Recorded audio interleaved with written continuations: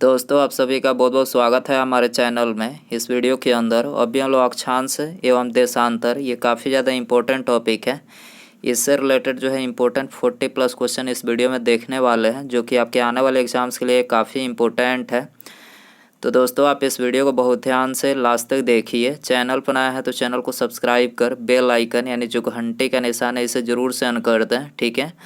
और ये टोटल जो 40+ क्वेश्चन है, आप इनमें से यदि आपको आंसर पता हो तो कमेंट बॉक्स में लगा सकते हैं, ठीक है। तो चलिए शुरू करते हैं। देखिए यहाँ पर हमारा पहला क्वेश्चन दिया गया है, निम्नलिखित में से कौन सी काल्पनिक रेखा 0 डिग्री अक्षांश पर स्थित है।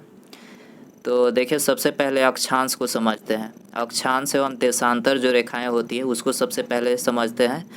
तो देखिए इसको समझने के लिए सबसे पहले एक ग्लोब लेते हैं। अब ये ग्लोब क्या है, तो ग्लोब जो है ये पृथ्वी का काल्पनिक नमूना है। ग्लोब जो है ये पृथ्वी का काल्पनिक नमूना है, ठीक है।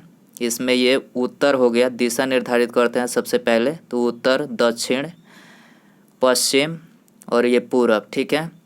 और पूरब और पश्चिम के मतलब पृथ्वी को दो बराबर भागों में जो 0 डिग्री अक्षांश रेखा है, इसको ही अक्षांश रेखा बोलते हैं। जो पश्चिम से पूरब की तरफ पृथ्वी को दो बराबर भागों में बांटती है, इसको क्या बोलते हैं, इसको अक्षांश बोलते हैं, ठीक है। इसको अक्षांश बोलते हैं। और उत्तर से दक्षिण की तरफ पृथ्वी को दो बराबर भागों में जो बांटती है उसको क्या बोलते हैं, उस रेखा को, इस रेखा को क्या बोलते हैं। तो देखिए इस रेखा को जो है देशांतर बोलते हैं, ठीक है। उत्तर से दक्षिण की तरफ जो रेखा पृथ्वी को दो बराबर भागों में बांट रही है उसको देशांतर बोलते हैं। और पश्चिम से पूरब की तरफ जो पृथ्वी को दो बराबर हिस्सों में बांट रही है उसको अक्षांश बोलते हैं। अक्षांश 0 डिग्री अक्षांश इसको बोलते हैं।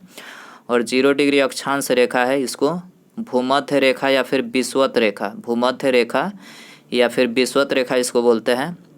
और इसके उत्तर में 23.5 डिग्री ये जो रेखा खींची गई है, 23.5 डिग्री उत्तरी अक्षांश रेखा, इसको क्या बोलते हैं, तो देखिए इसको जो है कर्क रेखा, इसको कर्क रेखा बोलते हैं। और 66.5 डिग्री उत्तरी जो अक्षांश रेखा है, इसके उत्तर में जो रेखा खींची गई है इसको क्या बोलते हैं, इसको आर्कटिक वृत्त, क्या बोलते हैं, आर्कटिक वृत्त बोलते हैं।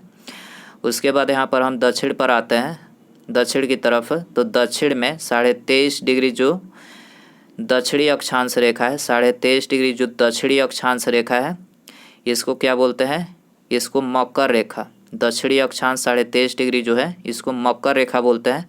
और 66.5 डिग्री पर जो है 66.5 डिग्री दक्षिणी जो अक्षांश रेखा है इसको आर्कटिक वृत्त क्या बोलते हैं, आर्कटिक वृत्त इसको बोलते हैं। आई होप कि आपको समझ में आया होगा।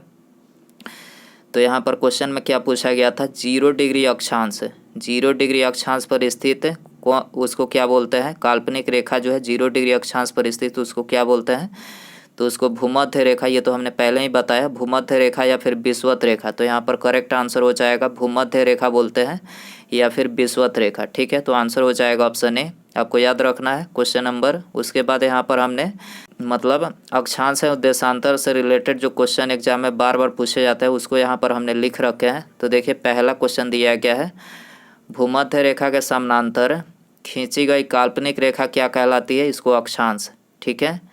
भूमध्य रेखा के समानांतर खींची गई जो काल्पनिक रेखाएं होती है इसको क्या बोला जाता है, तो इसको अक्षांश रेखाएं बोला जाता है। अगर उत्तरी और दक्षिणी ध्रुव को रेखा माना जाए तो कुल अक्षांशों की संख्या कितनी होगी, तो कुल अक्षांशों की संख्या 181 होगी। दो अक्षांशों के बीच की दूरी लगभग कितनी होती है, 111 किलोमीटर। दो अक्षांशों की जो बीच की दूरी होती है, दो अक्षांशों की जो बीच की दूरी होती है कितनी होती है, 111 किलोमीटर होती है। पृथ्वी के बीचों बीच 0 डिग्री अक्षांश रेखा क्या कहलाती है, पृथ्वी के जो बीचों बीच 0 डिग्री अक्षांश रेखा खींची गई है इसको क्या बोला जाता है, तो ये तो हम बताए ही थे ग्लोब पर कि इसको भूमध्य रेखा या फिर विषुवत रेखा बोलते हैं। कौन सी रेखा पृथ्वी को दो बराबर भागों में विभाजित करती है, पृथ्वी को दो बराबर भागों में कौन सी रेखा विभाजित करती है, भूमध्य रेखा या फिर विषुवत रेखा। भूमध्य रेखा से 23.5 डिग्री उत्तरी अक्षांश, भूमध्य रेखा से 23.5 डिग्री ये भी हमने बताया था, इसको कर्क रेखा बोलते हैं। और 23.5 डिग्री दक्षिणी अक्षांश ये भी हमने बताया था, इसको मकर रेखा बोलते हैं, ठीक है। यदि आप लोगों ने ग्लोब समझा होगा तो सारे क्वेश्चन जो है आप लोग बिल्कुल आसानी से कर पाएंगे। कहाँ पर दिन और रात जो है समान होते हैं, कहाँ पर दिन और रात जो होता है ये समान भूमध्य रेखा पर दिन रात समान होता है। पृथ्वी पर उत्तरी गोलार्ध का सबसे बड़ा दिन कौन सा है? तो सबसे बड़ा दिन जो है 21 जून है। सबसे बड़ा दिन कौन सा है? 21 जून है। पृथ्वी की दक्षिणी गोलार्ध पर सबसे बड़ा दिन कौन सा है? 22 दिसंबर। आपको याद रखना है किस दिन पृथ्वी पर दिन और रात बराबर होते हैं? तो 21 मार्च और 23 सितंबर को 21 मार्च और 23 सितंबर को पृथ्वी पर दिन और रात जो होता है बराबर होते हैं। उत्तरी ध्रुव का अक्षांश कितना होता है? 90 डिग्री। उत्तरी ध्रुव का अक्षांश 90 डिग्री होता है। दक्षिणी ध्रुव का अक्षांश ये भी 90 डिग्री होता है। ग्रीनविच रेखा से तात्पर्य है तो 0 डिग्री देशांतर रेखा। ग्रीनविच रेखा से तात्पर्य है 0 डिग्री देशांतर रेखा।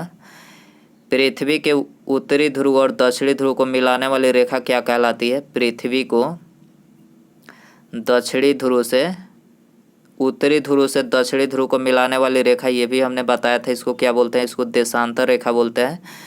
देशांतर रेखाओं की कुल संख्या कितनी है? 360 है। देशांतर रेखाएं जो खींची गई है उसकी कुल संख्या कितनी है? 360 है।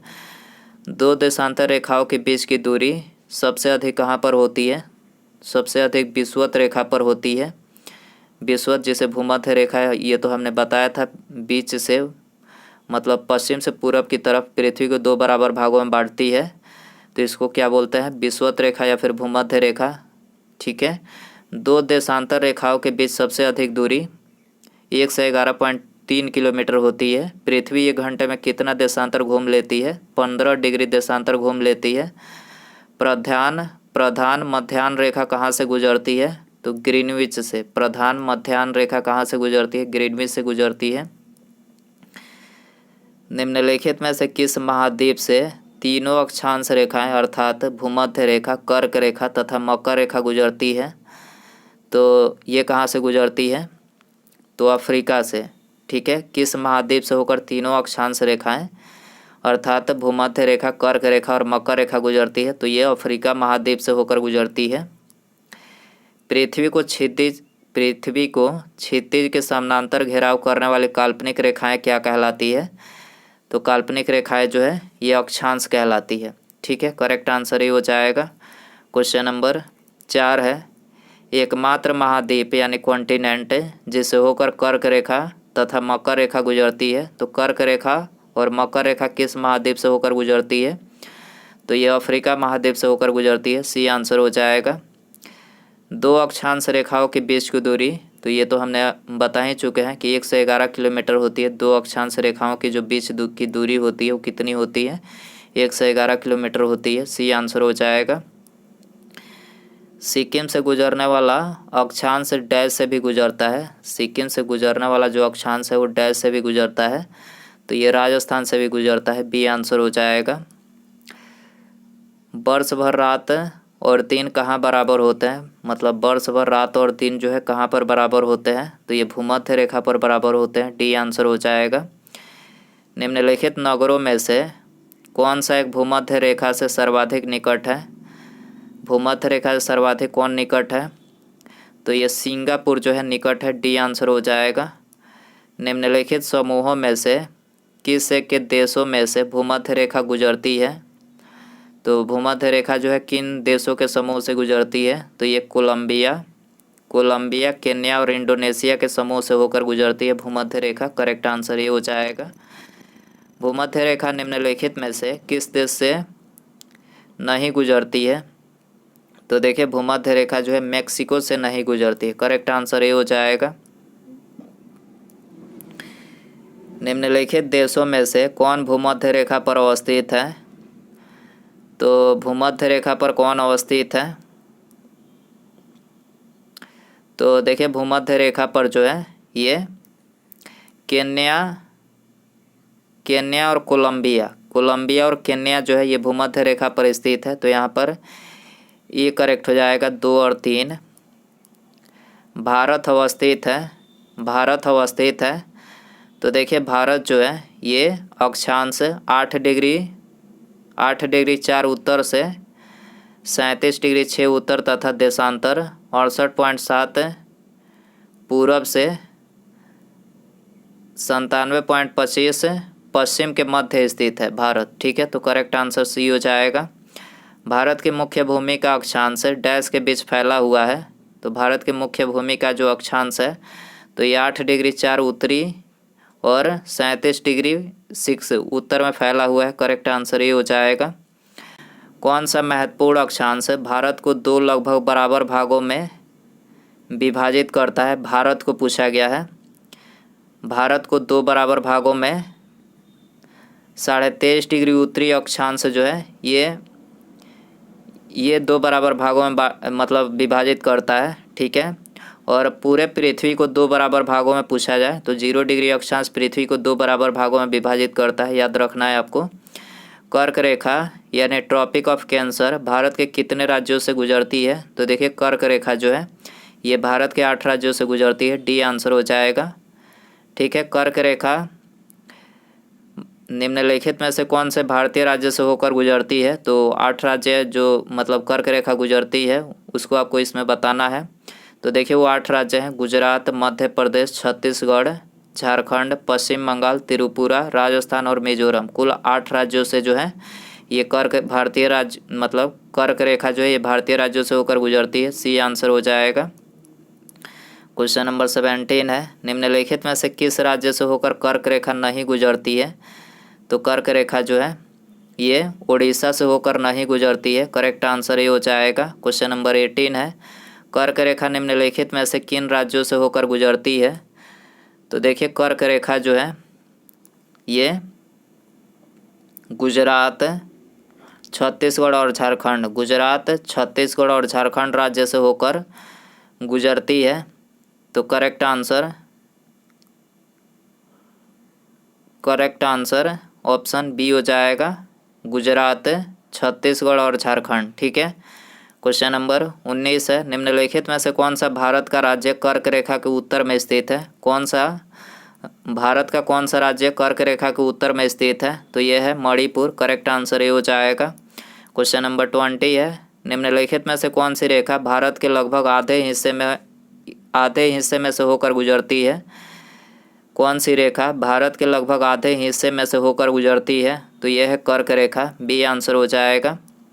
कर्क रेखा नहीं गुजरती है, कर्क रेखा नहीं गुजरती है। तो देखिए कर्क रेखा जो है पाकिस्तान से नहीं गुजरती है। बी आंसर हो जाएगा। इसके अलावा कर्क रेखा ये तो हमने बता ही चुके हैं कि भारत के कुल 8 राज्यों से होकर गुजरती है: गुजरात, राजस्थान, मध्य प्रदेश, छत्तीसगढ़, झारखंड, पश्चिम बंगाल, त्रिपुरा और मिजोरम। टोटल 8 राज्यों से होकर कर्क रेखा गुजरती है। दोस्तों यदि आपको वीडियो पसंद आ रहा है तो प्लीज़ वीडियो को लाइक करें, दोस्तों में शेयर करें और चैनल पर आया है तो चैनल को सब्सक्राइब करके बेल आइकन जरूर से ऑन कर दें। ठीक है, अगला क्वेश्चन है, 80 डिग्री पूर्वी देशांतर और कर्क रेखा का मिलान बिंदु है। 80 डिग्री पूर्वी देशांतर और कर्क रेखा का मिलन बिंदु है। तो ये मध्य प्रदेश में मिलन बिंदु है। डी आंसर हो जाएगा। डोल्डरम कटिबंध कहाँ स्थित है? डोल्डरम कटिबंध कहाँ स्थित है? तो ये भूमध्य रेखा के निकट स्थित है। करेक्ट आंसर ये हो जाएगा। 24 है, डोल्डरम्स दबाव क्षेत्र निम्नलिखित में से किन दो अक्षांशों के मध्य स्थित है? तो ये 5 डिग्री उत्तर टू 5 डिग्री दक्षिण दो अक्षांश के मध्य स्थित है। ठीक है, डोल्डरम दबाव क्षेत्र ये आंसर हो जाएगा। 25 है, किसी प्रदेश के अक्षांश को कोणीय दूरी को किस संबंध से अभिव्यक्त किया जाता है? तो ये भूमध्य रेखा से अभिव्यक्त किया जाता है। किसी प्रदेश के अक्षांश को कोणीय दूरी को किस संबंध से अभिव्यक्त किया जाता है? तो ये भूमध्य रेखा से अभिव्यक्त किया जाता है। ये आंसर हो जाएगा। निम्नलिखित में से कौन सा युग्म सही है? कौन सा युग्म जो है सही है? तो देखिए पहला दिया गया है प्रधान मध्याह्न रेखा, इसको रेखांश बोला जाता है। कर्क रेखा को अक्षांश बोला जाता है। कर्क रेखा जो है इसको क्या बोला जाता है? अक्षांश बोला जाता है। और भूमध्य रेखा इसको भी अक्षांश बोला जाता है। तो यहाँ पर ये तीनों ही जो है युग्म सत्य है। तो करेक्ट आंसर डी हो जाएगा। सभी विकल्प सही है। निम्नलिखित में से कौन सा युग्म सही है? इसमें भी आपको सही युग्म बताना है। तो देखिए यहाँ पर 23.5 डिग्री दक्षिण जो है ये मकर रेखा है। 23.5 डिग्री दक्षिण जो है ये क्या है? मकर रेखा। ऐसे जो ग्लोब है इसमें 23.5 डिग्री जो दक्षिण है इसको क्या बोलते हैं, मकर रेखा बोलते हैं। ठीक है, तो यहाँ पर ये युग्म सत्य है, बी आंसर हो जाएगा। 27 का 28 है। पृथ्वी पर सबसे उच्चतम तापक्रम रिकॉर्ड किए जाते हैं। तो सबसे उच्चतम तापक्रम जो है 20 डिग्री उत्तरी अक्षांश पर रिकॉर्ड किए जाते हैं, सी आंसर हो जाएगा। पृथ्वी पर मरुभूमि होने की संभावना अधिक रहती है, पृथ्वी पर मरुभूमि होने की संभावना अधिक रहती है, तो ये 23 डिग्री अक्षांश के पास अधिक रहती है, करेक्ट आंसर ये हो जाएगा। पृथ्वी के दोनों ध्रुवों को छूने वाली काल्पनिक रेखाएं क्या कहलाती है, पृथ्वी को दोनों ध्रुवों को छूने वाली काल्पनिक रेखाएं क्या कहलाती है, तो ये देशांतर कहलाती है, करेक्ट आंसर बी हो जाएगा। 31 है, भूमध्य रेखा पर दो देशांतरों के बीच की दूरी लगभग डैश किलोमीटर है। दो देशांतरों के बीच की दूरी, देशांतर की पूछा जा रहा है, दो देशांतरों के बीच की दूरी कितनी होती है, तो देखिए इसकी दूरी जो है 111 होती है, बी आंसर हो जाएगा। दो देशांतर रेखाओं के बीच के खंड को निम्नलिखित में से किस नाम से जाना जाता है, तो देखिए इसको जाना जाता है गोरे के नाम से, बी आंसर हो जाएगा। किसी दो निरंतर देशांतरों के बीच समय का अंतर कितना होता है, किसी दो निरंतर देशांतरों के बीच समय का अंतर कितना होता है, तो समय का अंतर 4 मिनट का होता है, करेक्ट आंसर सी हो जाएगा। पृथ्वी 1 घंटे में कितना देशांतर घूम लेती है, पृथ्वी जो है 1 घंटे में कितना देशांतर घूम लेती है, 15 डिग्री देशांतर घूम लेती है, बी आंसर हो जाएगा। यदि दो स्थानों की स्थिति में 90 डिग्री देशांतर का अंतर है, तब दोनों स्थानों के बीच समय अंतर होगा। यदि दो स्थानों की स्थिति में 90 डिग्री देशांतर का अंतर है, तब दोनों स्थानों के बीच समय अंतर होगा, तो ये 6 घंटे का समय अंतर होगा, करेक्ट आंसर ये हो जाएगा। निम्नलिखित देशांतरों में से कौन सा भारत की प्रमाणिक मध्याह्न रेखा कहलाता है, निम्नलिखित देशांतरों में से भारत की प्रमाणिक मध्याह्न रेखा कहलाता है, तो ये कहलाता है 82.5 डिग्री पूर्वीय देशांतर। ठीक है, तो आंसर हो जाएगा डी। निम्नलिखित में से कौन सा नगर सबसे ज़्यादा पश्चिमी देशांतर पर स्थित है, निम्नलिखित में से कौन सा नगर सबसे ज़्यादा पश्चिमी देशांतर पर स्थित है, तो ये जयपुर स्थित है सबसे ज़्यादा पश्चिमी देशांतर पर। 82.5 डिग्री पूर्वी देशांतर भारत के लिए इसलिए महत्वपूर्ण है क्योंकि, तो देखिए भारत के लिए इसलिए महत्वपूर्ण है क्योंकि यह भारतीय मानक समय का निर्धारण करता है। 82.5 डिग्री पूर्वी देशांतर भारत के लिए इसलिए महत्वपूर्ण है क्योंकि यह भारतीय मानक समय का निर्धारण करता है, ये आंसर हो जाएगा। किसी जहाज को सबसे कम समय में एक स्थान से दूसरे स्थान तक जाने के लिए निम्नलिखित में से किसे मार्ग बनाना चाहिए, तो सबसे कम समय में जाने के लिए जो है देशांतर का मार्ग बनाना चाहिए। ठीक है, देशांतर का मार्ग बनाना चाहिए, सी आंसर हो जाएगा। उसके बाद यहाँ पर हमारा 40 नंबर क्वेश्चन है, निम्नलिखित में से अंतर्राष्ट्रीय दिनांक रेखा कौन सी है, अंतर्राष्ट्रीय दिनांक रेखा कौन सी है, तो 180 डिग्री जो देशांतर रेखा है, 180 डिग्री देशांतर जो है ये अंतर्राष्ट्रीय दिनांक रेखा है, डी आंसर हो जाएगा। तो दोस्तों ये थे अक्षांश एवं देशांतर, इससे related important 40+ question. I hope कि ये वीडियो आपको पसंद आया रहेगा, पसंद आया तो प्लीज़ वीडियो को लाइक करें, दोस्तों में शेयर करें, और चैनल पर आया है तो चैनल को सब्सक्राइब करके बेल आइकन यानी जो घंटे का निशान है इसे ज़रूर से ऑन कर दें। ठीक है, मिलते हैं अगले वीडियो में। नमस्कार, जय हिंद, जय भारत।